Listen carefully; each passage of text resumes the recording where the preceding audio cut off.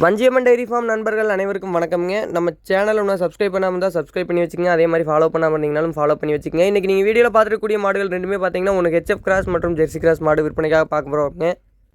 ரெண்டுமே நீங்கள் வீடியோவில் பார்த்தீங்கன்னா தெரியும் எந்த அளவுக்கு நல்ல ஒரு மடியாம்போர்ஸில் நல்ல தோல் நைஸில் அப்படியே வெயிலுக்கு மின்னக்கூடிய அளவுக்கு இருக்கிற ஒரு சந்தன பிழை மற்றும் ஒரு செம்பூது சட்டையில் அட்டகாசமான மாடுகளுங்க.